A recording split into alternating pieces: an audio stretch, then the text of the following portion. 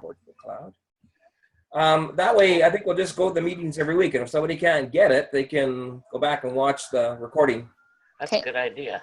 And the other thing I was saying is that if you actually do mediumship, then later you can go back and watch yourself and see how you made out. Okay.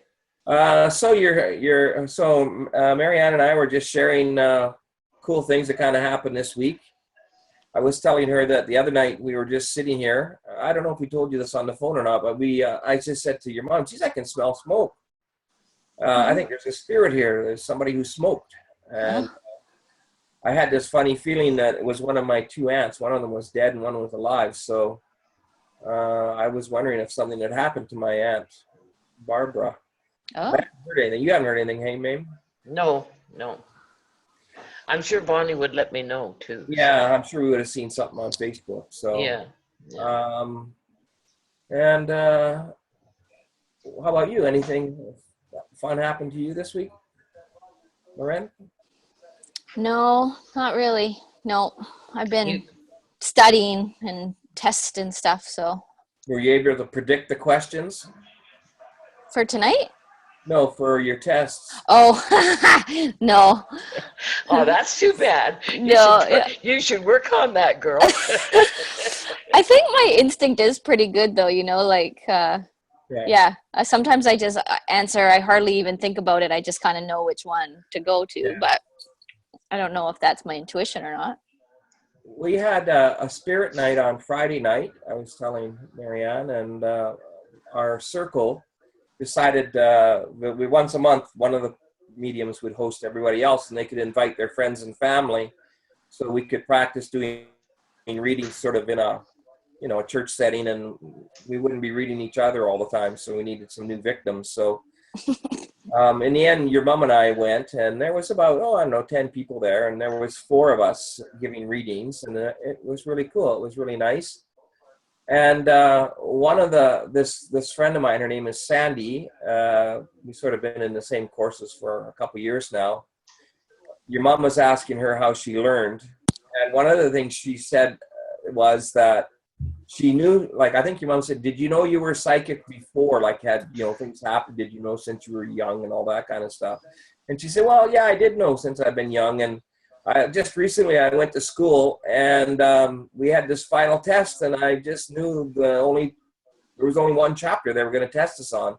So I told everybody else in the class, don't only just study the one chapter, but they didn't. So that's all I did, and then it was all on that chapter. So I got actually, that's interesting. That's interesting because when I study, I get really strong feelings. Like if I'm reading something, I start to get really uncomfortable, and I know, no, just move on. And it'll be very clear the stuff that I do have to study. So that is interesting you say that. Yeah. Yeah. I am pretty intuitive about it. And then there's usually some sort of answer. Yeah, that's actually, that happens to me. Yeah. I'm not so positive about it. But I used to always tease the kids in my history class that if they got stuck on a provincial exam or on the AP exam, to use their ESP, and they'd look at me and I'd say, yeah, you could write an essay on anything about ESP. It's, for example, if the question was, what were the causes of the Second World War? You could say, geez, I forgot everything about the Second World War. But then you could use your ESP and you could go, there were economic, social, and political causes of World War II. ESP, economic, social, political. Smarty. So maybe you can come up with the 3. There must be some sort of recurring theme in, massage therapy. Yeah. Oh, yeah. Exoskeleton. Let's see. ES. Yeah. What would the P be? Pain. Palpation. Yeah, pain, maybe, yeah. All right. Well, I've got lots of cool things here planned for us tonight, and so I'm going to get started. And I just want to sort of recap what we did in our first session. I thought it was really cool. Marianne, why don't you share with Loren some of the things that you shared with me later about your first session, especially about the meditation. The meditation. Yeah, well, remember you told me later who came through and Oh, right. Grandma and I were flying around in the universe. Wow. Holding hands and flying around. Wow. We were having a lot of fun doing lots of dips and dives and swirls. But the neat part that I recall was the fact that we were holding hands and doing it together. So that was kind of neat. And That's then really cool. as we did that, other people joined us, like Albert was there suddenly, and Dad wasn't there, but there was, isn't that strange? I know there were a lot of people there, but we were all flying, being idiots and having Being fun. idiots. maybe you were being free and free. I felt free is what I was expressing freedom, I think. no negative self-talk allowed in this circle, okay? Okay. All right. Okay. Well, and then we're in this meadow with all of the flowers, Loren, the wildflowers. And Al's telling me what I can see. Maybe you can hear the birds, maybe you can hear the bees, see all the beautiful flowers, the trees, everything. And there's Grandma standing there, Grandma Sullivan. Oh. And I kept thinking, no, you're not supposed to be here. Go away. Like, this isn't your meditation. Al didn't say I was going to see anybody. Find your own damn group. Yeah, I'm supposed to be in a quiet meadow. Go away. Yeah. So then afterwards, I got thinking about it. I thought, I really owe Grandma an apology. She comes to see me. And I tell her, no, go away. So what I was trying to learn from that was the fact that I shouldn't read anything into who should be there, what should be there. That kind of like taking control of the situation. No, Albert said, just trees and nature. That's funny. Yeah. So all right, let's get started here. So if we can just imagine we're holding hands here, and I want to start with our opening prayer. Okay. And this is one I posted the other day on Facebook, and I just thought I would use it again tonight because I liked it so much. So I started this one with Dear Lord. Seems like I use a different opening every time I post something. So whatever happens to come my way. In this case, Dear Lord, we humbly ask for the healing power of your grace to help us believe in ourselves. Grant us the grace to believe in our worth and no longer question our value in the eyes of others. Bless us to show up on this day as our best selves and to give our all to everything that we do tonight. Open our hearts and keep us from withholding any energy, from withholding any enthusiasm or effort on our commitments, and from withholding any love from anybody tonight.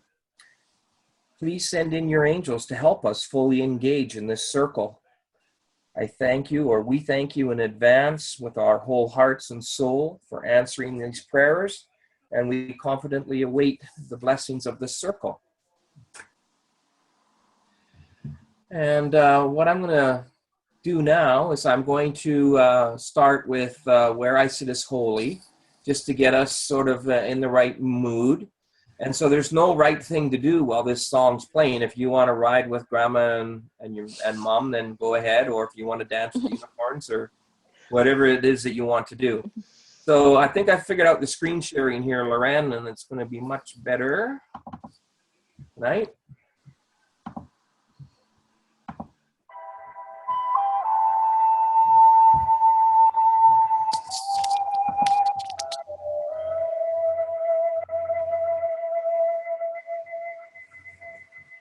Where I sit is holy, holy is the ground.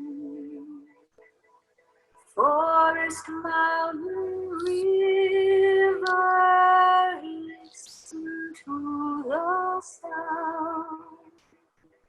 Great Spirit circles all around.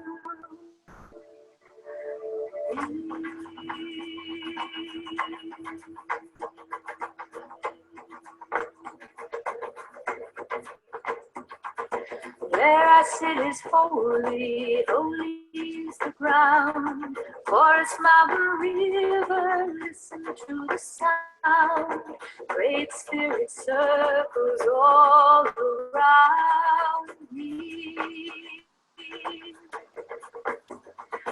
Who I am is holy, holy are we. Body, thought, emotion, connecting you and me. Great Spirit circles all around me. What I do is holy, holy is my way. Work and play together, celebrate the day. Great Spirit circles all around me.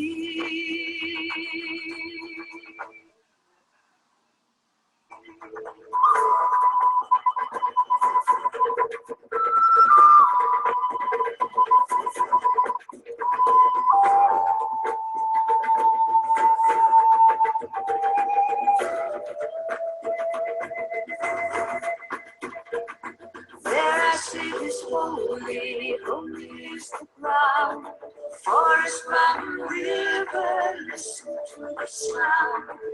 Great Spirit circles all around me. Who I am is holy, holy are we. Body, thought, emotion, connecting you and me. Great Spirit circles all around me. What I do is holy, holy is my way. Work and play together, celebrate the day.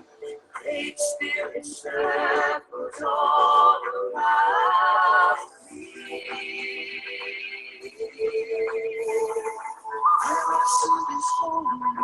Where I sit is holy, where I am is holy, what I do is holy, what I do is holy. Great Spirit circles all around me. Holy is the ground, forest, mountain, river, listen to the sound. Great Spirit circles all around me. Great Spirit circles all around me. Great Spirit circles all around me. Where I sit is holy, where I sit is holy, who I am is holy, who I am is holy, what I do is holy, what I do is holy. Great Spirit circles all around me. Holy is the ground, forest, mountain, river, listen to the sound. Great Spirit circles all around me. Great Spirit circles all around me. Great Spirit circles all around me.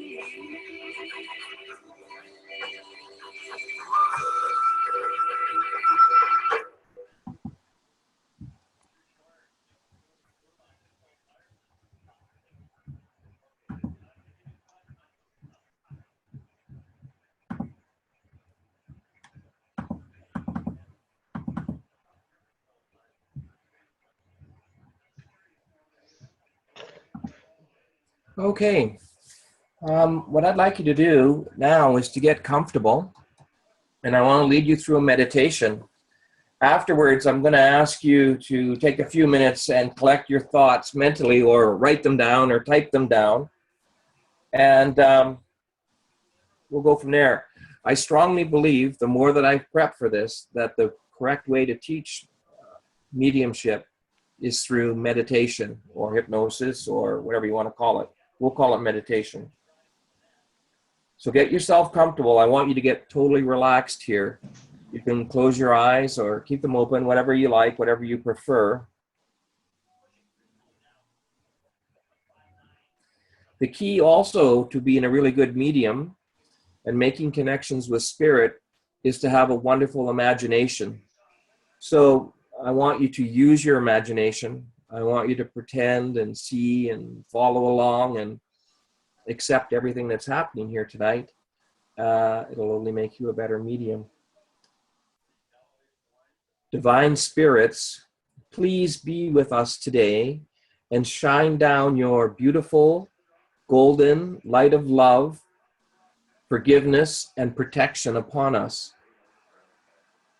Please ensure that the work we do today is only from the highest of positive sources, and that what we say and what we do is for our own highest good and for the highest good of all those others around us. What I'd like you to do now is to focus on your breathing, breathing in calm and breathing out stress, breathing all the way in and breathing all the way out, totally relaxing, using that beautiful imagination. On your next breath, imagine that you're breathing in the pure white light of spirit. See it coming from above you, from the heavens above. See it coming through the top crown chakra and spreading throughout your body. Slowly going from the top of your head down, down, down through your face. Down, down into your neck. Just like the warm water of a beautiful morning shower when you step in and the water hits your face first and then spreads that wonderful relaxation throughout your body. Just the same, see this beautiful white divine light spreading throughout your body, spreading through your shoulders and your arms and down through your hands. And you might even feel the energy as it goes out the ends of your fingers. You might feel a tingling sensation, or you might feel a different sensation. There's no right way to do this. You might not feel anything at all. Feel and sense this beautiful divine white light spreading from your shoulders down through your chest and into your stomach, through your stomach and into your hips, through your hips and into your thighs. And it's like a magnet as it goes through your body. It's collecting all these hidden negative feelings, other people's energies, stresses, sorenesses, aches and pains, and it's taking it with it. It's like flushing your system with this beautiful, clear, white light from the heavens, regenerating and rejuvenating you, heading down into your thighs, the hardest work muscle in your body. Let everything go loose and limp and calm. Notice how heavy your body feels when you let it go. It's like you're sinking right into the chair. The chair is pushing up against you, letting everything flow through your thighs, over your knees, through your shins, your ankles, the tops and the bottoms of your feet, and right out the ends of your toes. And again, you may feel that sort of energy flowing through your body from the top of your head to the tips of your toes. You're perfect in every way. Perfect mentally, perfect physically, perfect spiritually, emotionally, calm and serene. Focus on your breathing again. Breathing in that pure white light of spirit. And as you breathe out, let go of anything that you need to let go of. It may be something that's been on your mind lately, or it may be something that's been in there for a long time, or even from a past life. Your body, your inner wisdom knows how to deal with this sort of stuff. Let it all go. Imagine it flowing out the ends of your feet, down into the center of the earth, back to Mother Earth, back to the center of the earth where it's burnt up in molten lava. With your breath, allow yourself to be at one with the energy of creation, that pure, white, creative life force. And say to yourself, I need to be still. I need to be still to let spirit work through me. I need to be one. I need to be one so that I can be at peace with my own soul, with my spirit self, and with my Creator. I need to be still to be at one with my own creative spirit. Allow yourself to receive the guidance and the wisdom that is yours by divine right. It's yours by divine right to strengthen you and to guide you, to strengthen you and to guide you along your spiritual and earthly path. As this light courses through your body, you feel loved and cared for. You know that there is somebody, a greater force, looking out for you. You know that you are a child of God, the God of your own creation, whatever you believe that to be. And therefore, you have your own divine heritage, your own divine inheritance. And your Creator wants you to know that you are special, that you are beautiful, that you are loved. Receive now this blessing of this creative life force. Accept the wisdom and the guidance that comes with it. Don't try to analyze it or overthink it. Just accept it. Take it as a gift from the God of your understanding. Remember that you are as old as time and you are unique in this world. Also know that you have spirit friends that are waiting for you. They're waiting to lead you into their realm. Allow this to energize you and to set you free. And as a medium, know that whenever you have an opportunity to be with spirit, that this is an exciting and a happy time. This is something to look forward to. See yourself right now as you truly are.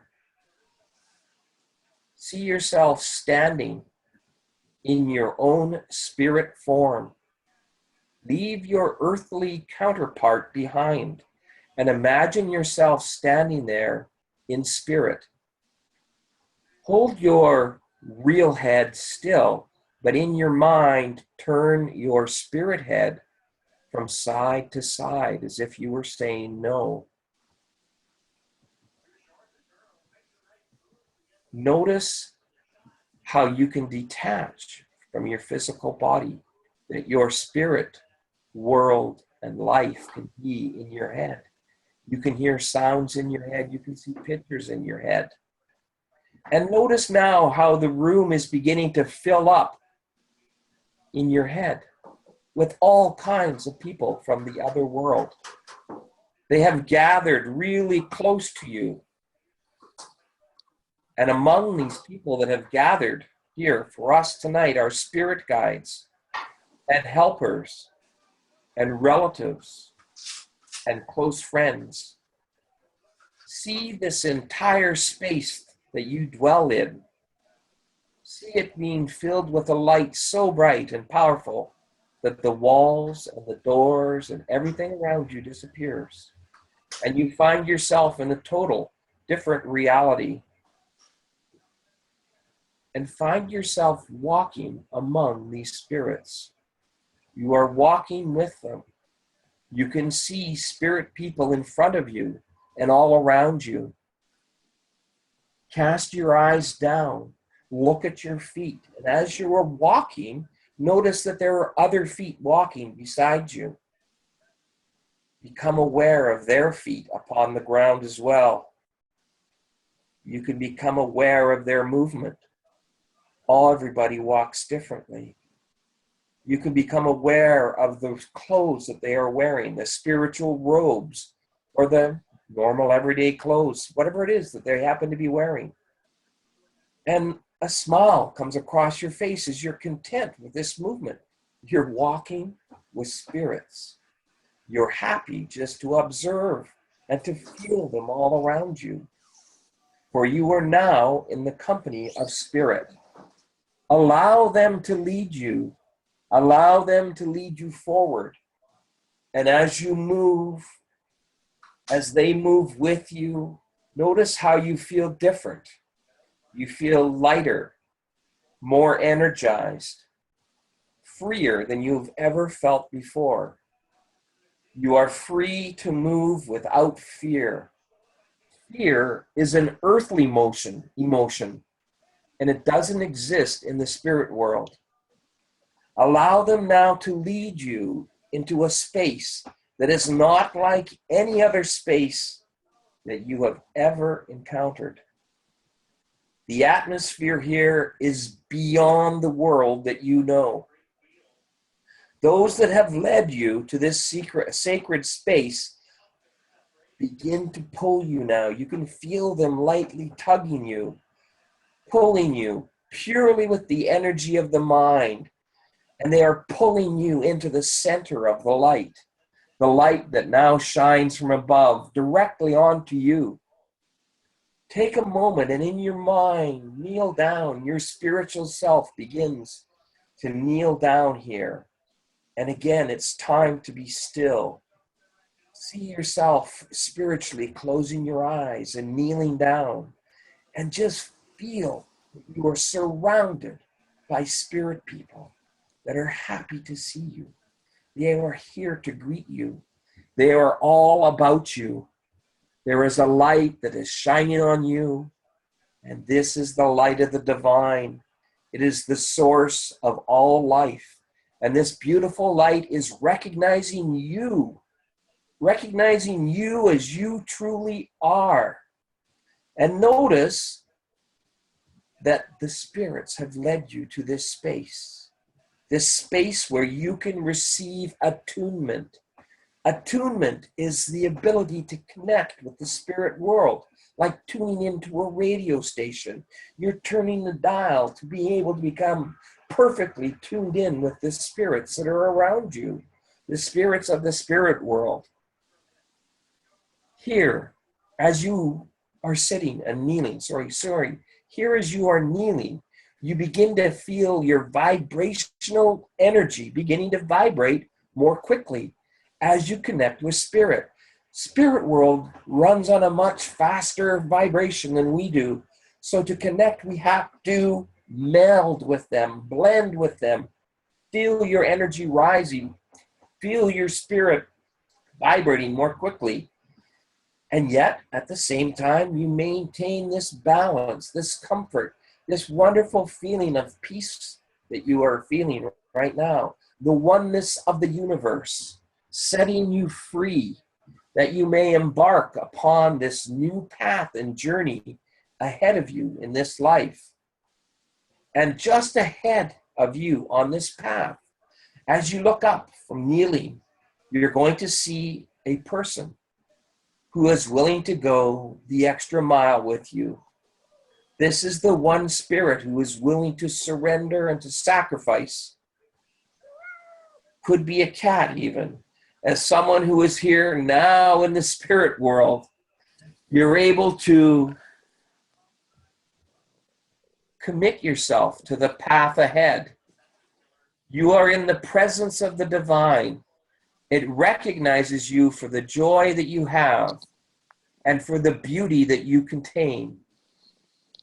Spend a few moments here now alone with all of these wonderful spirits that are here, all of them that love you, that are sharing this light with you, that are dwelling in the light with you, listening to the words that come from within you, the feelings that you are sensing,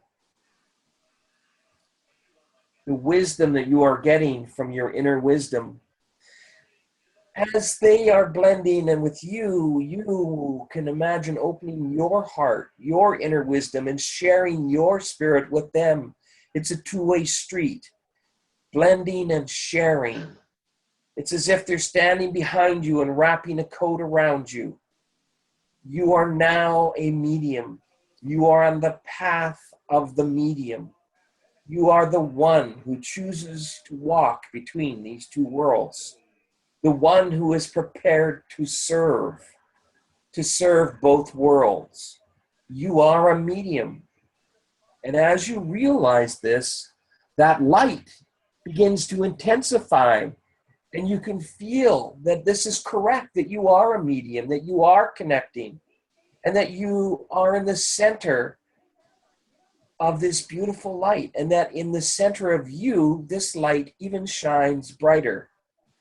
The light bathes you in its power as it becomes more intense. The spirits, the others that surround you, offer you now their light as well. And this is a powerful state of mind. Feel your vibration and your energy increasing and moving. Sharing your energy for the common good. Take time to remember what this feels like, to be in this space, so that you can come back to this feeling whenever you need to. Letting go of all that holds you back. Finding here abundance and attunement that will never leave you. You are on a pathway towards a new reality. A pathway that allows you to serve, to share, and to be the medium that you were born to be. Focus on your breathing again. Deep breaths in through the nose, out through the mouth. Become still again. Focus on each breath. With each breath, allow your mind to find its balance that allows you to remain in this heightened state of awareness. Become aware of a special scented perfume. This smell that envelops you, become aware of it. Be aware of the different colors surrounding you now. It may be that one color lights up your mind, or that your whole area that you're in is a certain color. And let it bathe upon you.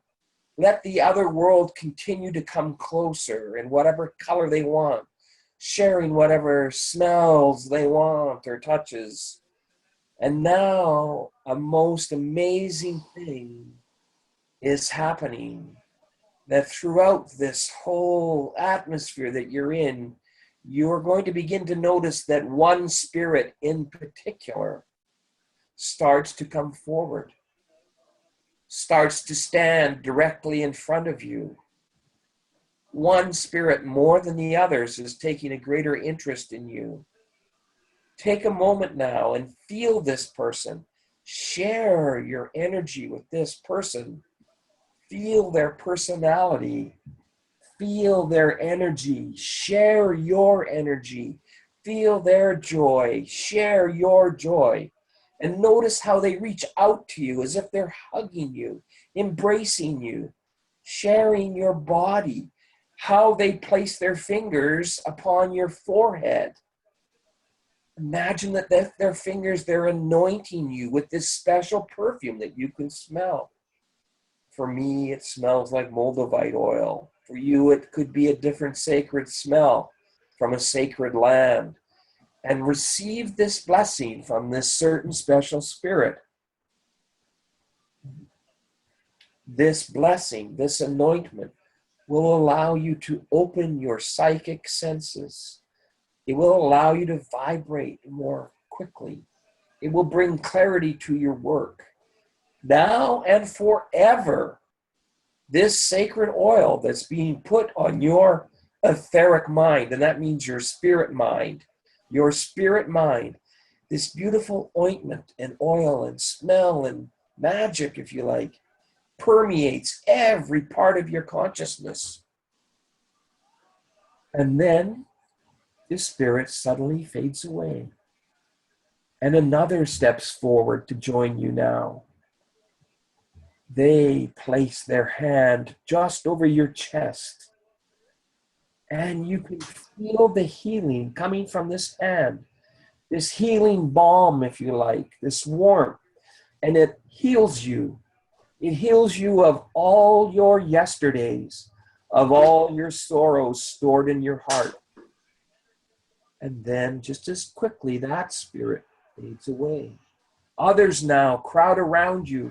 Their arms are stretched, and with a divine power that shines out directly to you, that envelops you from the top of your head to the tips of your toes, with this magical golden light that totally surrounds you, enveloping you.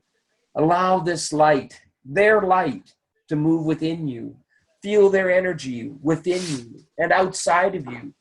And you realize that they have given you a wonderful gift, giving you something unique that will help you in your path ahead as a medium. Some will bring you the power of how to perceive memory.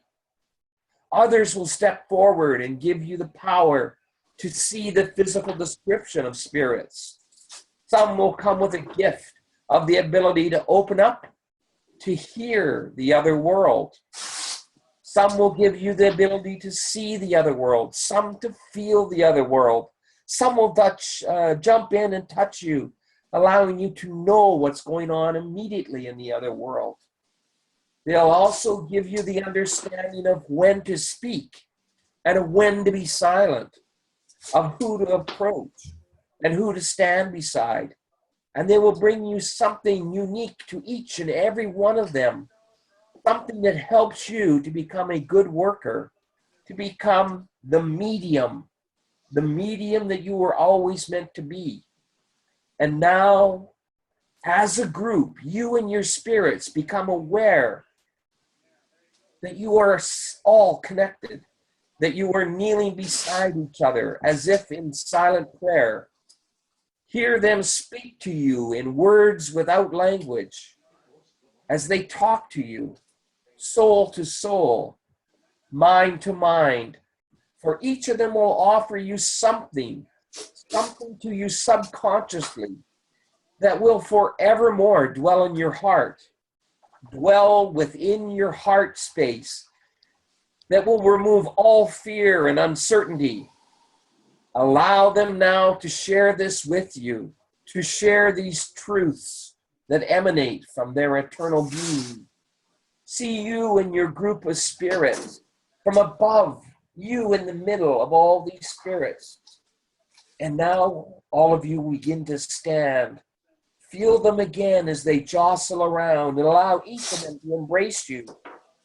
And in return, you embrace that which is within each of their hearts. This is a beautiful moment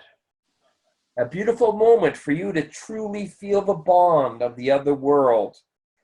As the spirits begin to disappear and back off into different parts of their own existence, once again, you notice that one spirit remains behind. This is a very special spirit. This spirit tells you that they will stay near. They will be with you tonight, so that if you need to do another reading later on in today's session, they will be there for you. This may be somebody you know really, really well, or maybe somebody you have never met before. But they will have chosen you, and they will be there to help you. They will be your next reading. As they identify themselves, you feel truly honored that they have chosen you for this privilege. You also feel totally elated by all the experiences that you have had already in this meditation. And remember that you can return to this feeling here in the spirit world anytime your heart desires. And so it is. And when you're ready to come back to this time and space, open your eyes, have a bit of a stretch. And when you're ready, either in your mind or writing on paper or typing, I want you to, before we share with each other, think about this experience. write down some things or think about things to remember to talk about, whatever's best for you. So when you're ready, come back to the here and now and begin your reflection.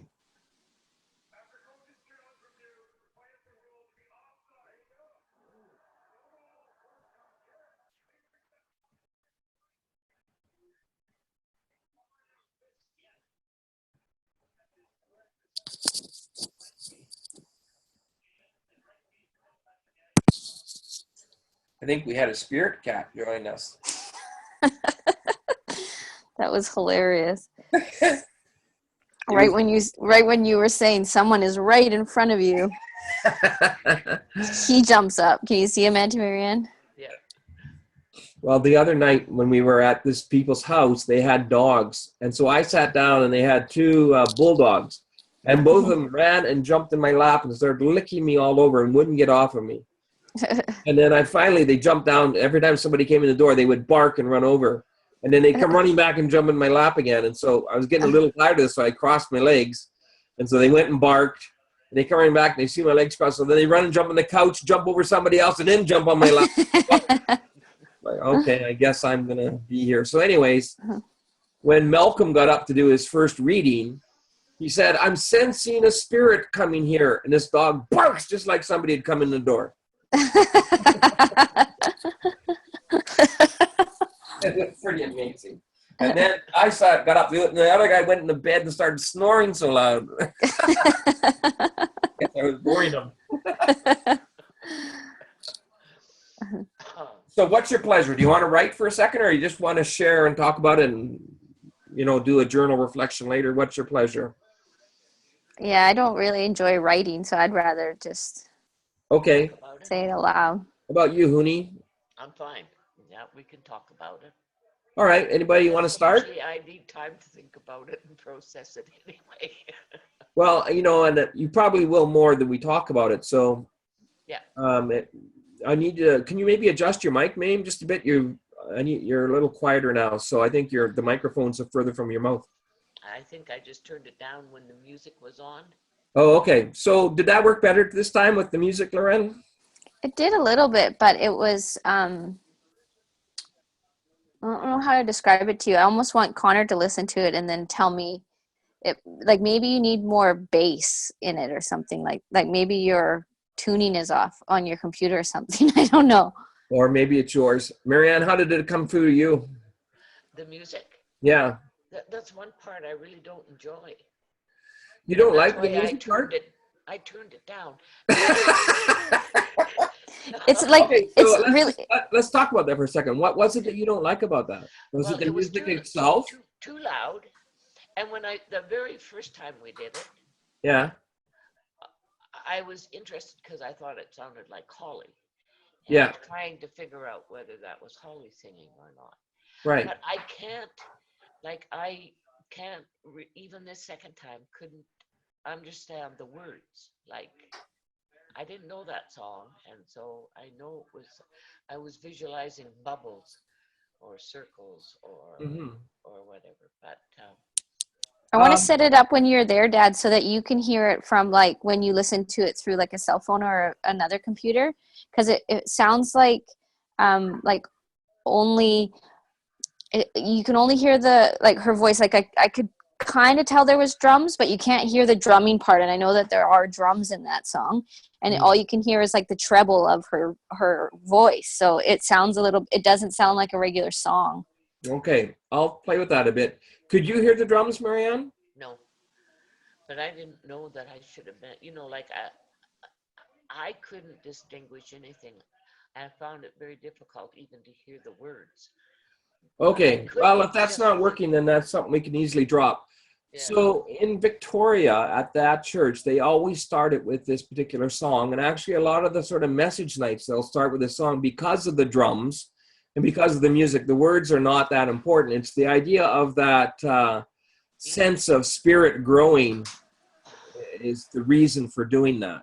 Okay. And I think it's a good idea. We just got to explore how to make it come through the sound. I think we can get Connor involved and figure it out. Well, the first time we did this, I did it off my iPad. And I found that the streaming was problematic because for whatever reason. So tonight, I found when you use it on the computer, there's far more options as the administrator.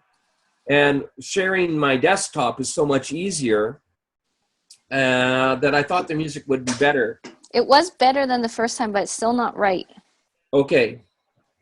Okay. Well, if nothing else, what we'll have to do maybe when you come over next weekend is we'll sit down and play with it. Figure it out, yeah. Maybe you, me, and Connor, we can work on it. Yeah. So that's good feedback. Anytime something's not working, then we just need to know. All right, so let's talk about the meditation. Did you like that? What was your sense and feeling? Too long, too short, too much? What's going on there? Go ahead, Lorraine. Oh, well, I liked it. Something new that you'd done that I'd never done before was when you asked for your physical head to stay still, but your spirit head to turn. That was really cool. Yeah. That was interesting. I had this weird kind of jolt in my neck, like, oh, that hadn't been moved in a while. So that was pretty cool. Yeah. So how did you visualize yourself as a spirit? Were you young, old? Could you tell? Could you tell age, or was it? No, not me. I just kind of sensed. That one was hard for me because I couldn't feel like I could go very far, like picture myself going very far. I can do better visualization when I'm just like the observer when I'm seeing it, but it's more difficult for me to put my body in the visualization. Yeah, I guess I don't see my body, Marianne. I just see it through my eyes. So when I'm imagining that I'm the spirit in that situation, I just imagine that I'm in this land and I'm seeing all these other things. I might see my hands or feet or something, but it's not like I'm watching a movie and I see myself as a third person. I find that very ineffective. In fact, I lose the connection if I do that. So for me, it's better if I just look through my own eyes and imagine everything else going on around it. Right. Well, I could see my hands, my feet, when you were talking about looking at your feet. And, yeah. But I found the only way I could visualize myself was as a child. Okay. With long hair and in kind of like a nightgown kind of thing. But I know. Yeah, go ahead. But it was a child. It wasn't a. And that's okay. I think that's interesting because I think spirit can come to you in many forms, right? And you often hear that people will want to show themselves. Like, think about it. If you die and go to the spirit world, you're going to want to be young, I would think, right? If you have a choice, you don't want to be old and sore and decrepit, I wouldn't think. No. I find as a medium, though, that the first image I usually get, and maybe I've just worked this out with the spirits, is I'll see that person at their death. Oh. It actually helps me get evidence then immediately, because then I know if they died old or young. Uh-huh. And then once I've sort of established what they look like, and it may not be quite death, but it may be the last time the person I'm giving it for saw them, right? Because we're trying to make a connection for the person in front of us. Right. And so I often feel spirit will show me an image of themselves the last time that person saw them. Then I'll often see images, shared images, or memories that spirit had with that person. So I may see an old woman to start with, and then I may see her riding horses with her sister, for example, when they were little. Yeah. And so that helps me with evidence because I can say what she looked like when she died. I sometimes get a feeling of how she died, or was it quick or long or painful or whatever. And then later on, I get other memories. Okay. So I'm not surprised you saw yourself as young. That's probably how you will want to be when you're in the spirit world. I was quite a bit younger than, I would say, like 12 or 13, maybe 11, 12. Right. At that age. Yeah. I don't know if that's significant or not, but I think it's different. So that might have been, you answer it. You be the psychologist. Was that significant for you? Was that an inner child thing? Was that a significant time for you? Well, it was the only visualization I could come up with. Okay. Well, there was probably a significant event, like you had a younger brother born when you were 12 or something like that, you know, something for the better. Yes. It was fine. It was fine. My But I life just. was good until he was born.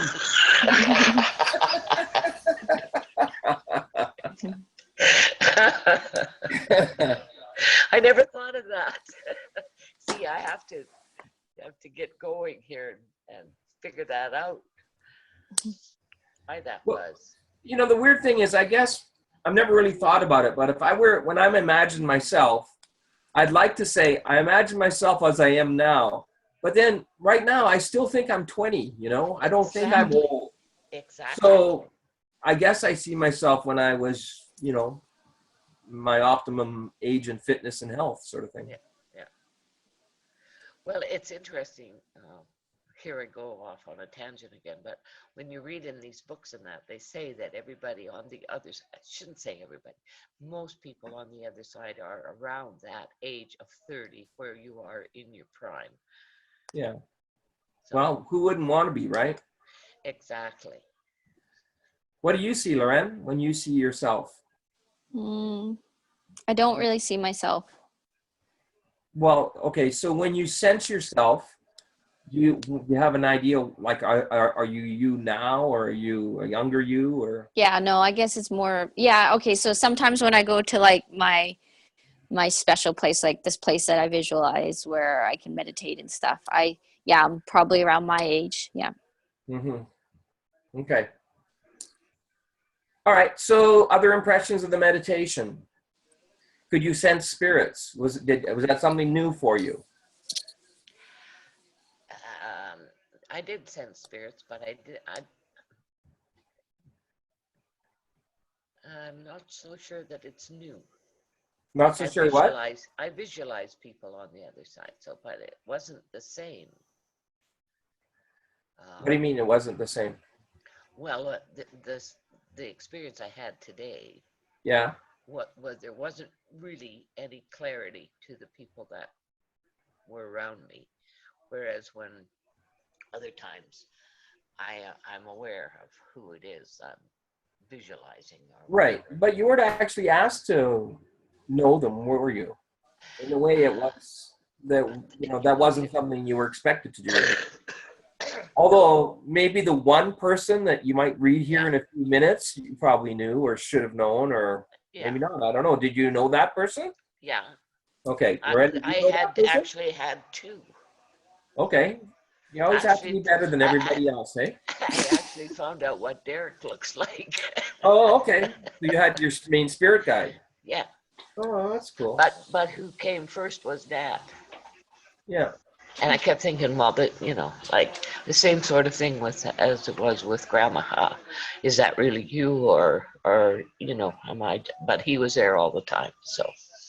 So, all right. So that sounds to me, there's part of your logical mind still wondering if this is true. Yeah. And so that's just, you'll just have to get over that. So you have to tell your logical mind to go have a break when that comes up. And then it doesn't really matter if it's true or not. I'm going to pretend it's true. Okay, now just screw off and leave me alone. Yeah. And then just go with it. Yeah. And, you know, I honestly believe that almost everything you imagine is probably true. Like, I don't know how to describe it to you, but you know how we did it the other day with the pictures, where once we got past the facts, we started making inferences. Yeah. Well, I'll bet you that about 80 or 90% of those things were true. We have no way of knowing, but I felt they were. And it's the same. Just because it's Dad, like, you know how you turned your head inside your head? Yes. The best you're going to get from Dad is being in your head. He's not going to show up in front of you. He's not going to speak so you can hear him. Oh, no. And all those sort of things. And so what else can he do? You have to believe it's him. If he comes forward and you see him, then it's him. Yeah. I mean, what else is not very fair to him? Like, what else can he do? No, that's right. Yeah, well, it was funny because he came before the spirit guide. and then I could see the spirit guide behind him. Yeah. And I thought, oh, I really want to get a look at his face, because remember I was telling you I didn't know what he looked like. I could only visualize the coonskin hat, and and I actually got a good look at it today. Oh, good. But So what did he look like? but Dad was there, and Dad was in the forefront, and then Okay. Yeah. And that's okay. You know, I honestly hardly ever see my spirit guides anymore. okay, No, some people, I don't know, people work differently, and I don't think there's a right or wrong way. Some people that teach mediumship would say, oh, everything has to go through your main spirit guide, right? They're going to channel everything for you. They're always going to be there, and you can send them off. Derek, go get so-and-so, or Derek, ask him to step closer, or whatever. If that works for you, then go for it. Personally, I just thought it was too many cooks in the kitchen. It's like, you know, get out of there and let me get on with it with whoever I'm talking to. So, that never worked for me. Loren, what's your take on that? Well, Spirit guides to help you or not? well, I guess I never tried. All right. Well, then maybe that's something to try tonight. Let's see if that helps you. It may be that you use them for people you don't know, and you don't need their help with people that you know, like Papa or whoever. yeah, Right? If you know that spirit really well, why do you need a spirit guide? If it's somebody you don't know, you're dead cold reading for somebody else, you've never met them, then maybe you need some help. right, And sometimes, you know, the only time I could see it being helpful is if the spirit that's coming through is their first time they've ever done it, or they're really new in spirit and they don't know what to do. Sometimes the spirit guide can help them sort of figure out the best way to communicate with you, because your spirit guide knows you best. And, you know, a lot of times they'll say, for example, one of the things this lady on Tuesday suggested was that you start to create your own little book of symbols. And so she actually has photos for different things. There's a photo of an apple. So when she sees an apple, she asked us what we saw. What do you think when you see an apple? You know, a lot of people are saying fruit or healthy or spring or tree or whatever. And she said, no, I think a teacher, because I was a teacher. So if she's doing a reading for somebody and she sees that image of an apple, she knows they were a teacher. Right? And so rather than that spirit spending 5 minutes trying to tell you they were teachers, they just have to flash that apple for you. And so part of being a mediumship, I think, is it's like learning a foreign language or something. You set out what you, to the spirits, look, when you want to tell me it's a teacher, show me an apple. Yeah. Right? Or whatever. Like she said, the good thing to do as a medium, for example, is to figure out one right now and tell your spirits for Cancer, because that comes through so often. And then if you have a symbol for Cancer, it saves you a whole lot from, oh, I got a pain in my chest, I stopped breathing, you know, like going on and on, because that could be a whole bunch of things. But if they suddenly, you know, like the Canadian Cancer has that little symbol, so if you suddenly see that symbol, then you know, hey, this person died of cancer, and wow, that's awesome evidence, right? Yes, yeah. Then you can sort of just scan your body. Where does it hurt? Oh, it's, you know, it's obviously a cancer of a liver or organ of some kind. Yeah, that makes sense. Yeah. Yeah, I think why Derek came through was because I've been so curious about him. Maybe not so much as having him help me, but I was just really curious as to what he looked like, and I think that's just what it was. Probably just coming forward to say, hey, this is who I am. Cool. So, yeah. Well, I was really excited about this meditation session because I thought what I'd done was a really nice job of mixing hypnotherapy with spirit world.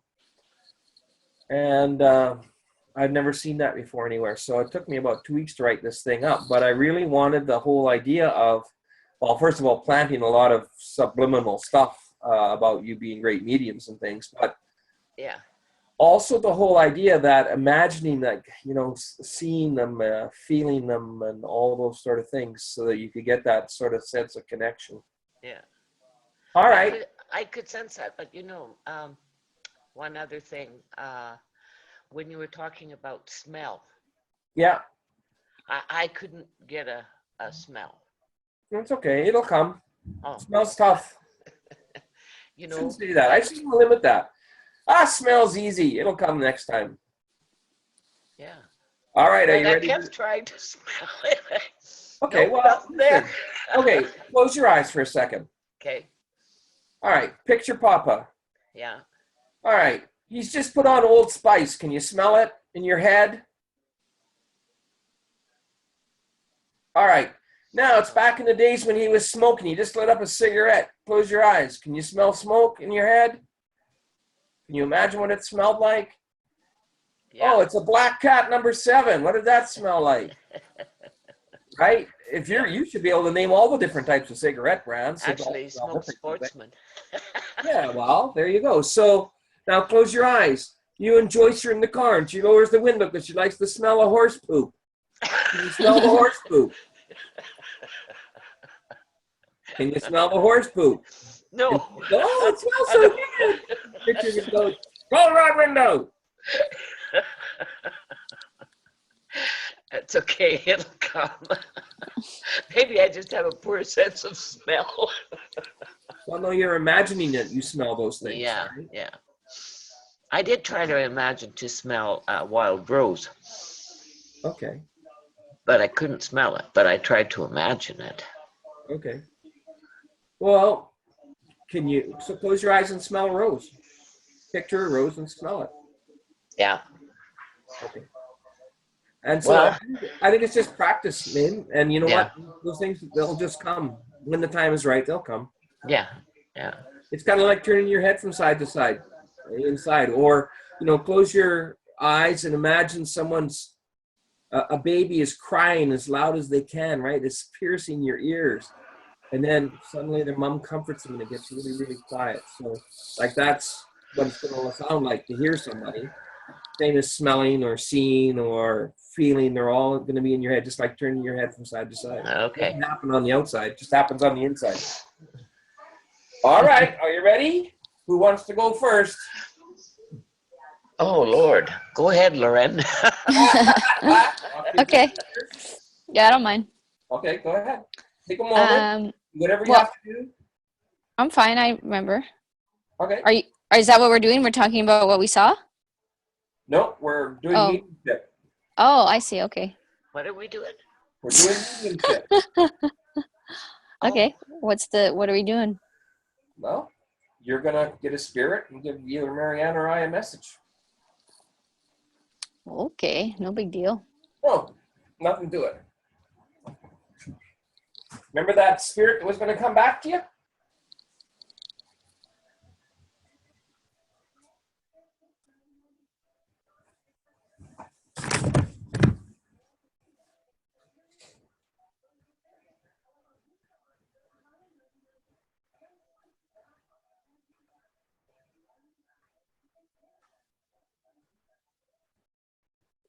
Okay. Well, so what do I do? Like what? Well, sometimes the easiest way to get a connection is just to start talking. And so just start. Remember how we did the picture thing last week? So do you have a man or a woman? Man. All right. So I have a spirit here that's a man. Is he old or a young man? He's older, probably in his 60s or 70s, maybe. Okay. I'm just going to give you feedback like I would as a basketball coach. It's tough to get ages because everybody pictures them differently. So just stick with an older man. If you say 50s or 60s, what I picture may be quite different than what somebody else does.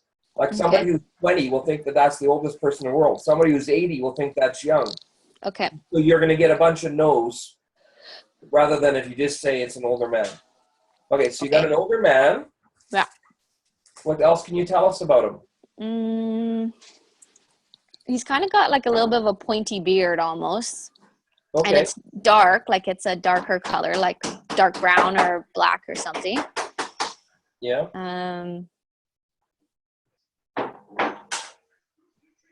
It's almost like a goatee kind of beard, so it goes over his mouth like that and down here.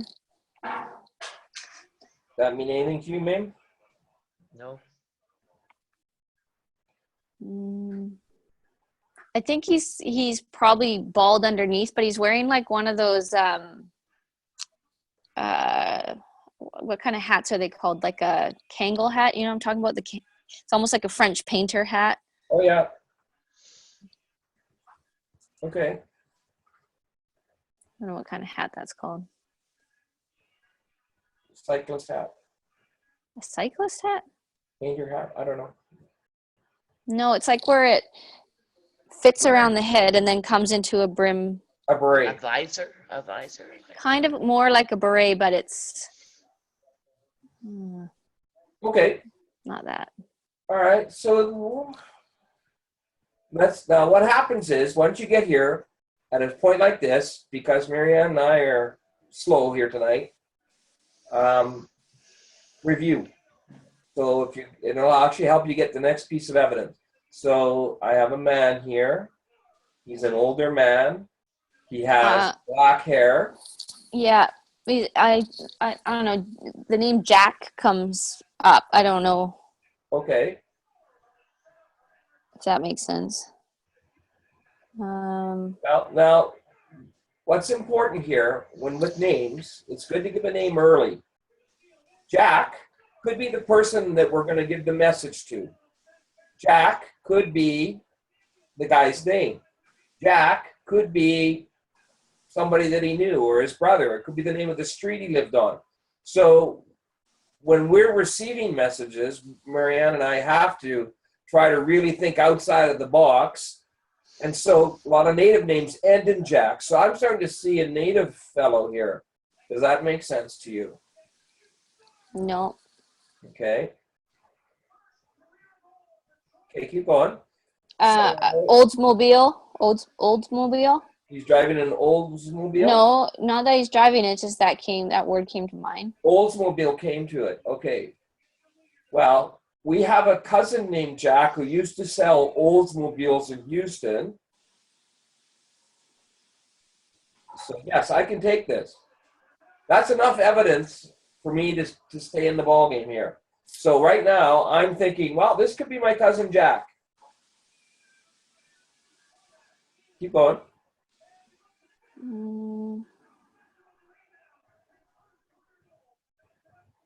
Okay, so It's like, is Leslie? Is there a Leslie associated with him? Leslie.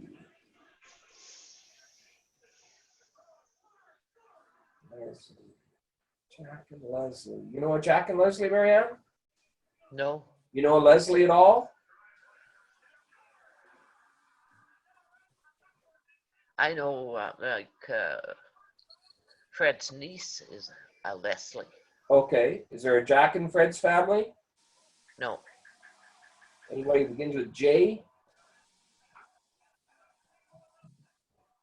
Is it maybe it's Shirley? Jack and Shirley. Jack and Shirley, maybe. We got cousins in Saskatchewan, a Jack and a Shirley. Who was Shirley the softball player? What was her name? Oh, that was her name. Her sister was Shirley, and that was Anne. Her name was Anne, I think, the ball player. Okay. And it was Anne, Their kids were? Aunt Martha's daughters, I think. Grandma's sister's children. Right. Was there a Jack amongst that crew? No. There was only girls in that family. Okay. Okay. Anything about how he might have died, Lorraine? He touched his heart. Okay. Heart attack. Now, try feeling. Can you feel pain in your body? You know the body so well. He's like having trouble breathing. Okay. So we had trouble breathing and we got chest pains, right? Yeah. So if he's holding his chest, did he actually show you the symbol of a heart or did you assume it was a heart? I just assumed because he just touched in that area. Okay. So I think it's safer, and although you're probably right, it was heart, just because you're intuitive, but it might be better to say I'm seeing chest pains and hard to breathe. Okay. So How did Jack Sullivan die? Lung cancer. Okay. I'm really thinking this is Jack Sullivan. The Oldsmobile, like, we don't need to have everything 100% correct here, but No. I'm thinking this is, I would say to you, yes, I know who this is. Okay, so now the Leslie part makes sense because his brother, Bill, is William Leslie. Okay. His name. Yeah, so probably Jack, yeah. Yeah. There we go. And that often happens. So your evidence, Loren, is excellent because you got 2 names. That's really cool. Plus you got all those other things. Sometimes it just takes your, whatever we are, the readers, to figure it out. Yeah. And so you keep going over the evidence, and you have to honestly believe Spirit gave you that for some reason. It's not a mistake ever. So Leslie was there for some reason. Maybe he had a dog named Leslie. Maybe he called his Oldsmobile car Leslie. I don't know, right? We don't always know. And we could say to you, I don't know what Leslie means, but it doesn't mean it's wrong. It's right. Yeah. We And the can't. fact that his brother's name, second name was Yeah, well, Leslie. you got that part. So that's great. Yeah. Okay, so does Jack have a message? Do you think this is for me or Marianne, this reading? I feel like it's more for Marianne. Okay, so does he have something to say to Marianne? Barbara, something about maybe you should check in with your Aunt Barbara. Uh-huh. Okay. Okay. Are Jack and Barbara related? There, yes. He's there. That- It's the same as us. An That's aunt. his aunt as Barbara. well, Okay. There's an aunt. right? We're all cousins, and so that would be his aunt. Yeah. Okay, anything else? Any messages for Marianne to pass on to his family? Because she's in contact with Grace and Kim. I think my feeling is like when you said those names that he just felt really proud Yeah. of them. I think you're right about Barbara, though. I think, because I've been meaning to phone her. He's probably telling me to get off my butt He's just, and do it. he's just like what I see is that he's just like pushing, like a little bit of a Yeah. push to go check her out. Yeah. Yeah. Yeah. And I felt that too, so. Awesome. And I thought it was her smoke right in the room the other night, or Charlene's smoke telling me about Barbara or something. But anyway, Okay. that's by the by. So that's a great reading, Loren. Nicely done. All right, so you started with evidence. We got who it was, and then you gave us a great message. Anything to add? Or even as we go on here later, if you have more to add, you can always come back to it. Because sometimes you'll get more once you sort of, step back from the stress of having just had to do a reading. He's kind of being like, to me, he's kind of giving me a thumbs up. Like he was surprised that I could actually do that. Yeah. He's got like it was kind of, it seemed like it was a bit of a shot in the dark for him, but he's kind of like, all right, that worked. Yeah. Well, and he's the first one who came through to me too, right? Oh, really? My first spirit ever was Jack. Oh, really? Yeah, and one couple times he came through first because Uncle Bob needed help. You know how we talked about that earlier? Yes. And so Jack, I think, is one of the spirits who sort of does the talking for the Sullivans on the other side. Oh, that's funny. Yeah. He's been, he was very relaxed, laid back, happy, easy-go-lucky guy. So I could just see him giving you the thumbs Yeah, up. kind of going, all right, well, that worked. Go, girl. Yeah. Yeah. Yeah. Okay, Hoon, you're up. Well, I don't think I did it, Al. Oh, yeah, you do. No, because I didn't realize I was supposed to oh, I see. Okay, so I have to try to figure out if there's a spirit there that has a message. Yeah, for me or Loren.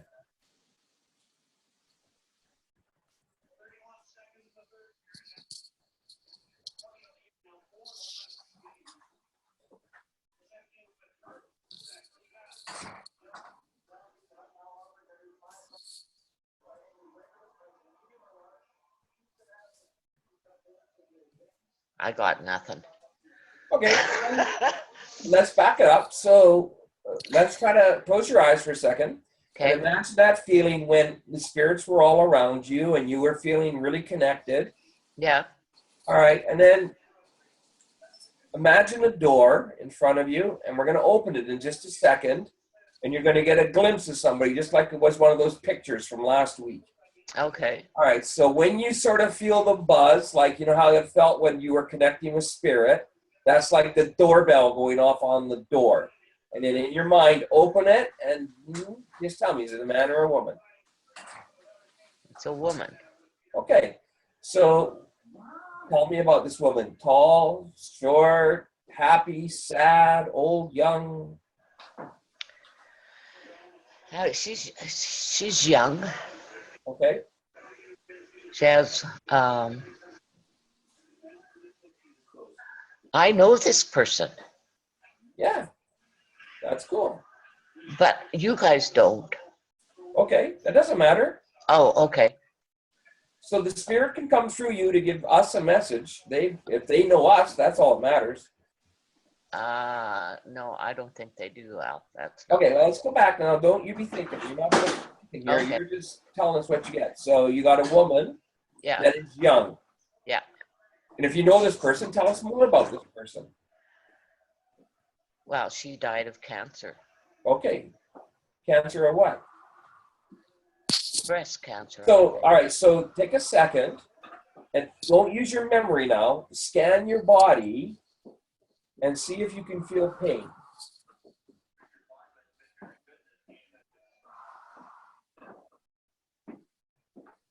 So imagine your body is her body. Where is she showing you that it hurt?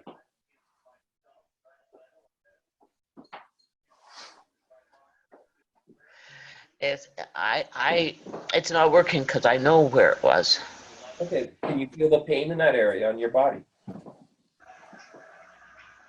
Because it'll help you for the next time when you don't know who it was or what it was all about. Yeah, I can feel a pain in my chest. Yeah, and so like you're such a natural healer, I would think this would be the easy way for you to start your mediumship. Is when you have a spirit, see if you can feel where they were hurting. Or Okay. was it a long death or a short death? Were things left said undone, or were they, did they have enough time to take care of business? All right, so tell me about this person. What did they like? What did they like? So Family? get her to tell you something that you don't know. Oh, okay.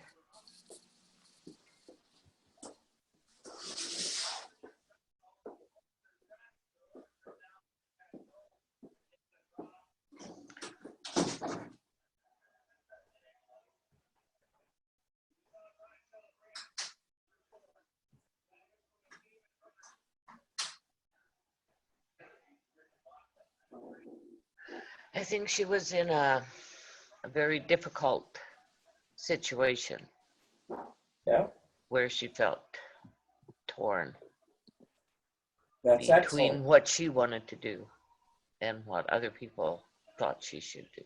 Excellent. Okay, so I want you to listen. I'm going to say two things here. I think she was in a difficult situation, or she was in a difficult situation. If you say the word I think, it automatically almost takes you out of your connection and puts you back into your brain. Mm-hmm. Because if you start thinking, right, it's almost subconsciously.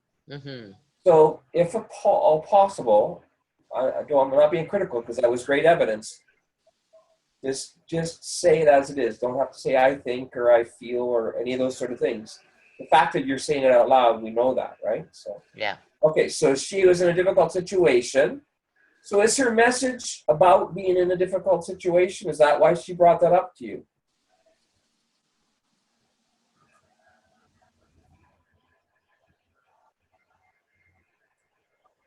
No, she brought it up to me because you wanted something I didn't know. Okay, so what's her message then? And who's it for? Is it for the world in general? Is it for you? Is it for me or Loren?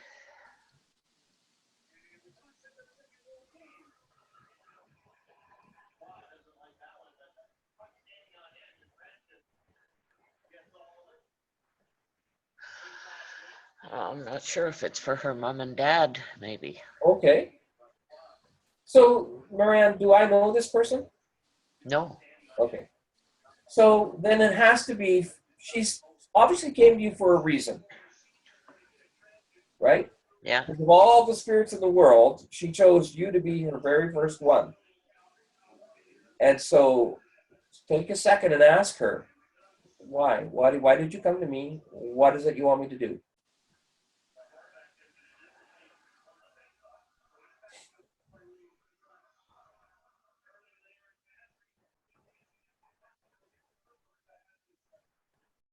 I think there's a, oh, here we go, I think. Yeah. There's, there's a feeling of guilt on the part of the people who are still alive. And she feels badly. I think she feels badly about that. Okay. So she doesn't want them to feel guilty? No. Okay. So if you had to see, will you see these people or would you have to go out of your way to find them? No, I'd see them. Okay. So if the moment came up, and, you know, if it's awkward, a way around it would be to say, you know, I had a dream the other night. And the strangest thing is, so-and-so was in this dream, and they had this message. And that way you don't have to get into, oh, I'm a medium, or I'm trying this or that. If you don't want to. Right. Just approach it that way. If they're open to it, then just tell them flat out, hey, geez, I did my first reading, and so came through.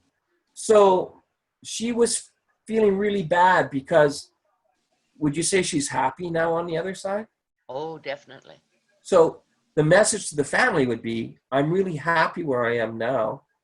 Things are so much better here.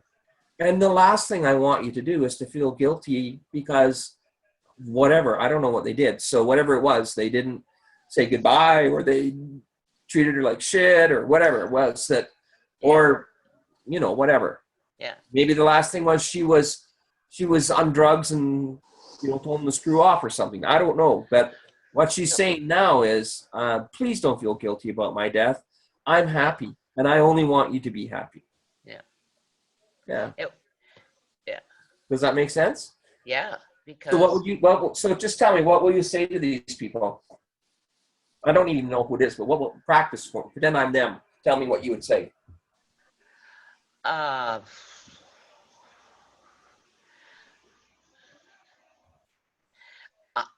That's a difficult one because I'm not sure that they want to hear that. Okay. Well, just imagine they did. Okay. So then I would just say that that was the same one that I drew the card for that said, I am not dead. Okay. Yeah.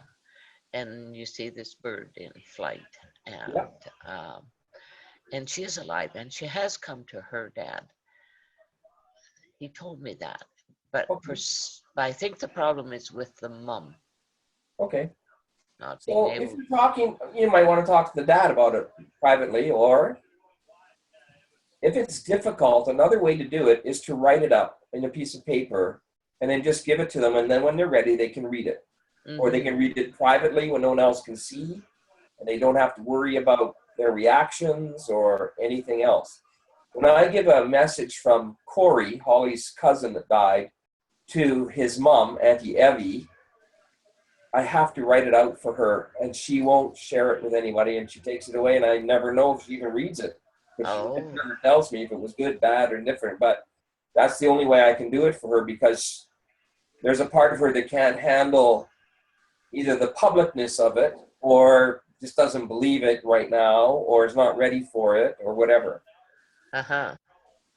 So that's a couple things to consider. Yeah. I think it's significant, though. Like if the dad's open, you could say, I'm sorry to bring this up again, or I feel compelled to bring this up again because it's a second time now that they've come through.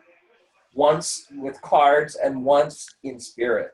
Mm-hmm. Does that spirit want you to talk to her parents?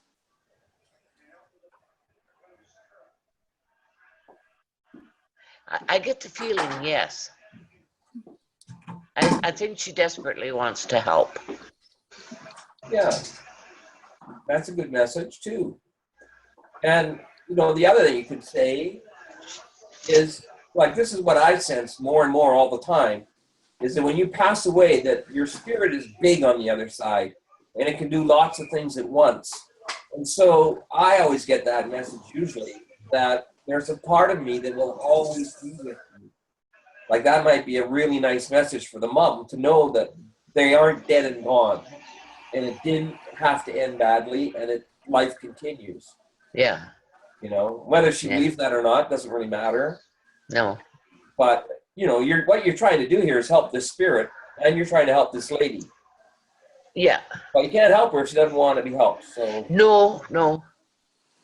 And that's probably the biggest thing right there. Then maybe. Marianne, I'm so proud of you. Why? You just did your first medium reading. You're a medium. Yeah, right. When you see, I still haven't got it all straight in my head, but I do. I had thinking that I would get a message from the person that I saw, say, Dad or Okay. So listen, Derek. do this. Lorraine, are you okay if I let Marianne go again here for a second? Yeah, of course. Okay. Sorry. Close your eyes. Hogging all the time. Yeah, she's like that. So listen, close your eyes, Marianne, and get a connection with Dad. Okay. You can go and get him. He's not going to mind. No. Go get him and get him to give me a message. Okay.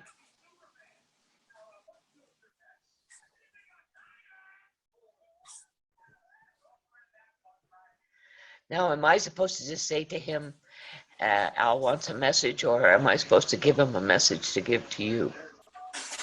No. He's hearing everything. He knows everything that's going on here, so you can whatever's best for you. Okay, well, I'll just tell him that. Al wants a message. Al wants a message, and we better not mess with him. Listen, he comes through all the time. I get all kinds of messages. Okay, I want him to give you. I'll ask him if he can give you this specific message, right? Oh no! Well, okay, even better. Why don't you get him to give me a message? Yeah. Oh, okay. Okay. Now, if I visualize what I want him to tell you, yeah, that should work, right? Yeah, that's him talking. Okay.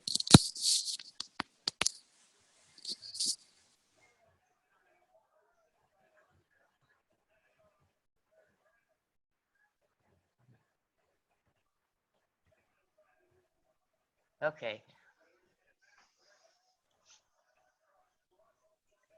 All right, I have your grandfather here. Oh, okay. I have your grandfather here. I'm supposed to say this. You're pretending in a way that Lorraine, you don't know Lorraine, but let's just go. Okay, so I have your grandfather here. And on your mom's side. On your on your dad's side. On your dad's side. I feel that he belongs to your dad. You're that clueless son of his. The smart one. Okay, so then, so can you just close your eyes, Loren, and see what Papa has to say? Okay. If you understand it.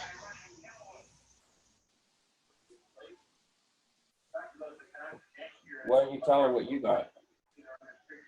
Well, I asked him to give her a message from me. Oh boy, that's ambitious. Okay. Okay, so here's the first thing I got was like a bunch of he gave me like a bouquet of flowers. Okay. And then I saw the scene that I remember sharing with Papa was down on Westlake Dock when he was painting the dock, and I was down there with him. Oh, that's really close. Well, it was Westlake. Yep. Yeah. Well, okay, so if he shows her an image of them painting at Westlake on the dock, that's perfect. That's yeah. Okay, look, let's just stop for a second. We're so good. Okay, I don't know if I've ever seen telepathy, but maybe once in my life. So you just pulled it off here, cold. You guys. So next week you're going to get the lesson, and I'll be the student. Okay. So I You said guys to and your Papa, gypsy tricks. I said to Papa, can you get this message through to Loren about when we spread his ashes in Westlake? What happened?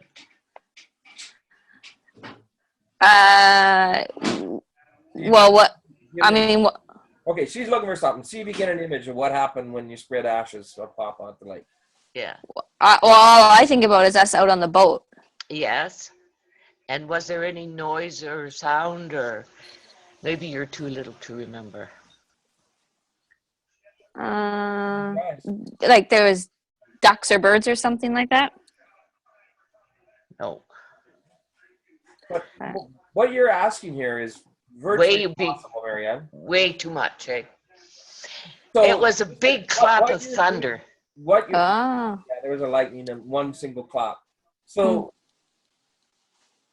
what you're doing though is something that a lot of people will try to do to you as a medium is they want proof that it's real. Ah, So you were testing this spirit to see if it was really Papa, or you were testing to see if you, oh, am I just making this up or whatever.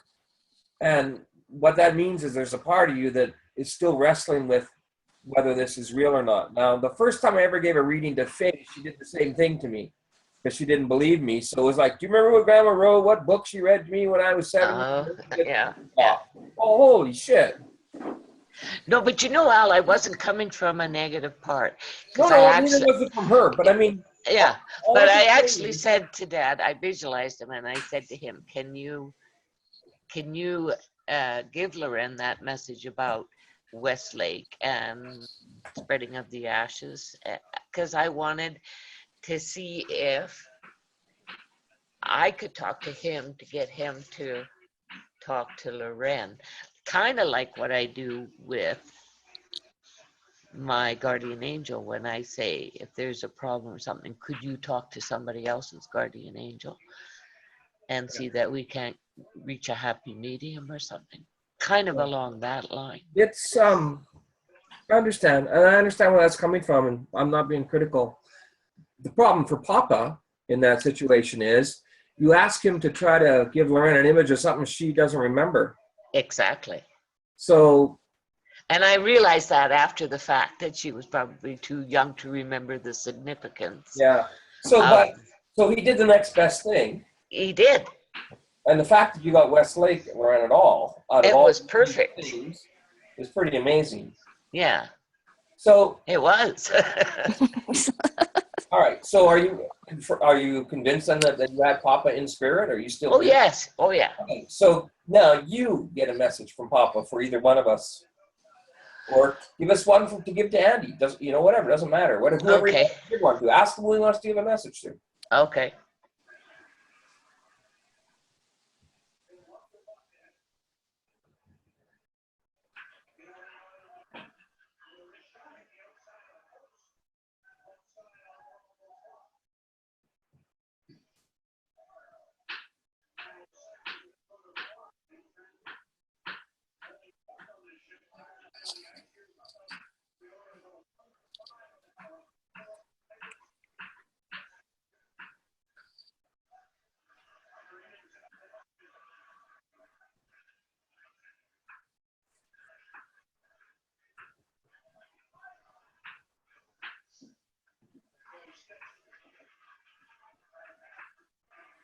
So how's it going? Do you know who? Okay.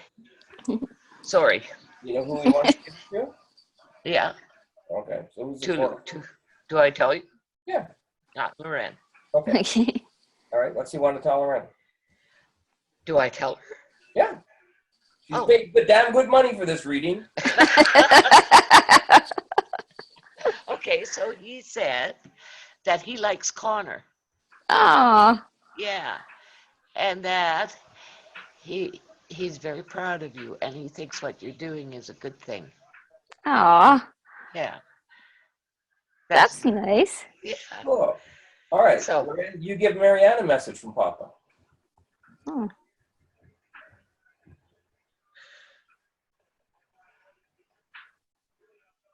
He wants you to go out walking more. Oh, he's so right. The He's friend so gets, right. "Ooh, nice planner," and you get, "Go walking."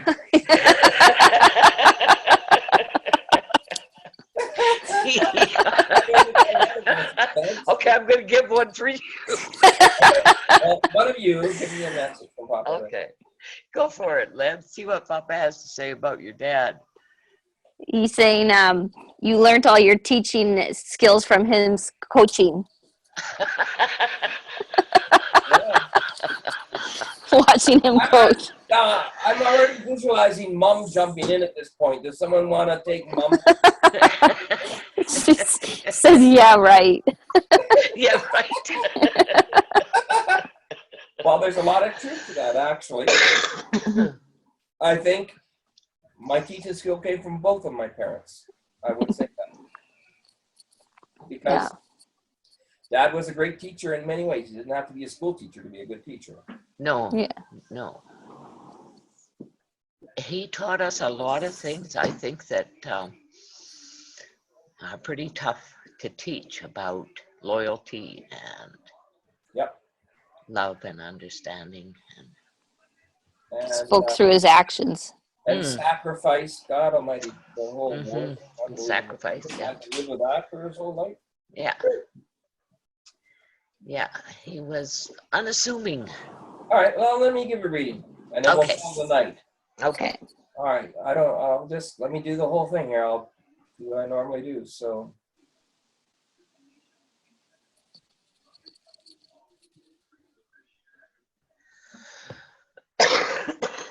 All right, so I have a woman here. Well, first of all, I've got Richie who's dying to jump in, but I'll wait around. So, but I will have a woman here. That's not how you do reading. Say I got so and so here.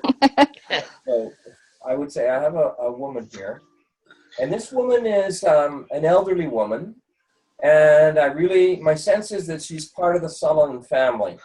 And what I'm seeing is her with an apron on, covered in flour, and it's like baking on a certain day. They had to bake bread, and it was a big deal. Like it took up the whole day or the whole morning, and they baked it for a week or something like that. I'm sensing a scene in a farmhouse in Saskatchewan. It's cold, winter outside. I'm seeing like a wood burning stove with smoke coming out. I'm seeing a farm with a scraggly horse, and I don't know. Does that make any sense to you? Yeah. All right, let's see. I'm getting the letter M. M. M-A something.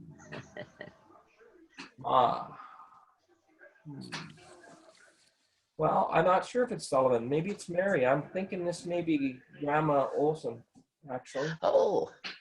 So. Well, it definitely fits Grandma Sullivan to a T because all of the cooking and the farming but it could very well be Grandma Olson too, but I wouldn't know that because I never heard stories about her.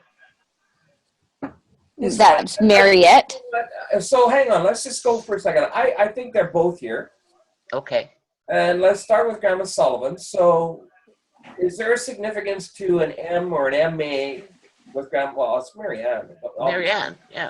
That's you. So if I didn't know you from a hole in the ground and I said M-A, you would probably say, yeah, that was me. So I'm visioning a time when you and Grandma Sullivan baked bread, or she taught you how to bake bread or cookies or something. But anyways, the whole kitchen is a mess. There's not one pot or pan that isn't dirty. Right? And I see like Twain come in and go, holy shit! Like, what a mess, or something like that. Okay. Did that happen for you? Did you go and help her bake sometimes? I did. I watched her bake lots. Yeah, and she used to do baking for the pool room when they owned the pool room, and she would bake donuts and Funny, stuff I like was cookies for Christmas. Does that make sense? Yeah. And I see you as a little girl decorating like a Christmas tree cookie or something with icing and sprinkles.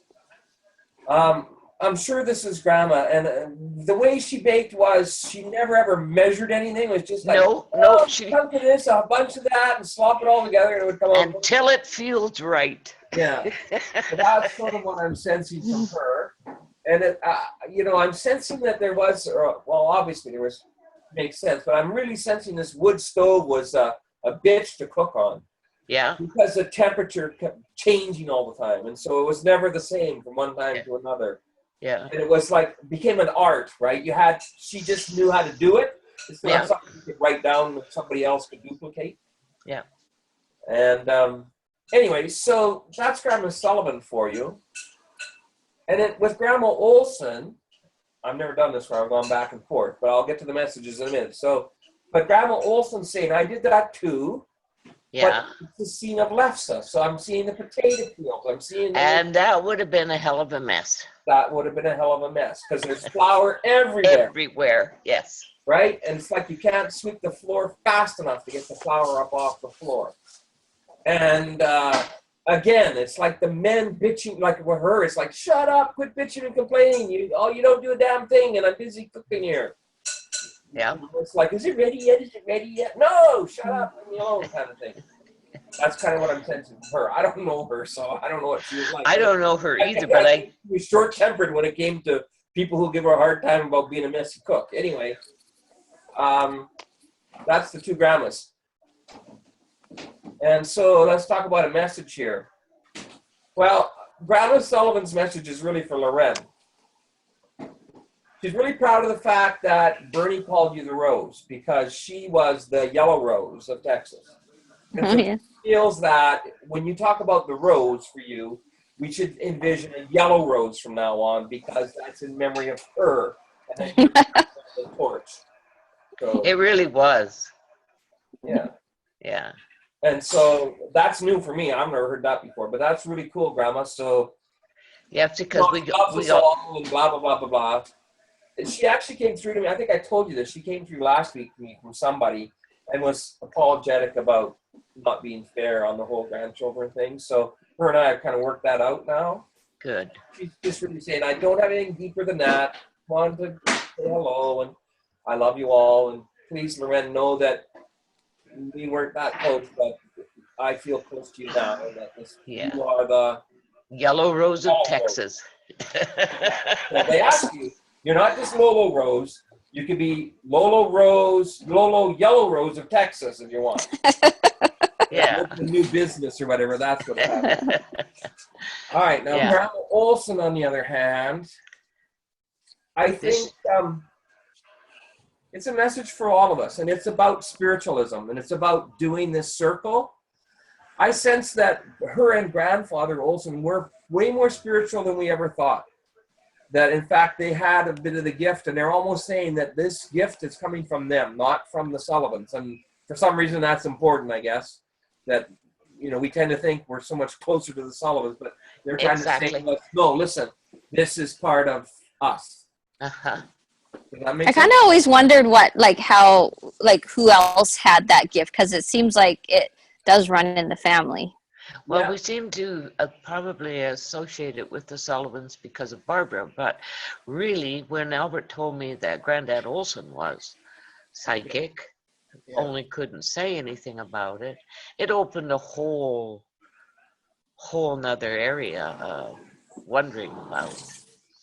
Well, I often think that our mom and dad got together on a psychic level. Like, if you think about how it was such a random meeting, and then it's everything that's come as a result of that one evening, if you like, that I think there was more to it than just two kids meeting at a dance. I think it's almost like there is this joint spiritual connection there. That's what I've been thinking lately.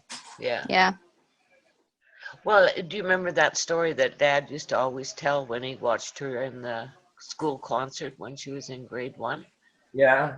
And he said to his mom, that's the girl I'm going to marry. What? He told Grandma Olson, that's the girl I'm going to marry. He's talking about Grandpat? Yeah. In grade 1? Well, I don't know if it was grade 1 or not, Loren, but it was in that old schoolhouse where. Wow. Yeah. I didn't know that. Yeah. That's cool. Poppy, he actually told me that. He said, I knew I was going to marry her. Wow. Cool. All right. So listen, I think we should wind it up here. Okay. I don't want to take too much of your time. I do want to tell Wiltshire that there's a present for him in Seymour in the mail coming. They got some training to do, hey? That's Yeah. a message for you, Lorette. I'm just a psychic, but I have a feeling it's something about Wiltshire's face ringing a bell. No, not his face. His paws. Yeah, his Yeah. paws. That's right. He's going to get a lot of treats in the training process. Yeah. So listen, I got some homework for you. The way to become a good medium is to meditate. So sometime between now and next Sunday, I want you to listen to one of my meditations on my website. So you have to find in this next week at least a half an hour where you can just go and listen. I'd like you to listen to a Glenn Edwards one, the first Glenn Edwards meditation. Because it's all about connecting with spirit. And that's kind of what we did tonight. And so the more you do of that, like we really want to be a great medium, you listen to it every day once. But Okay. I'm just going to ask you to do it once. Okay. Alrighty? You have great Okay. hopes. Yep. Thanks, Hal. All right. Take It care, was really everybody. good to talk to Okay. you, Lorette. Yeah. Yeah, you too. All right. Good Okay. night. Okay. Love you guys. Okay. Bye. Bye.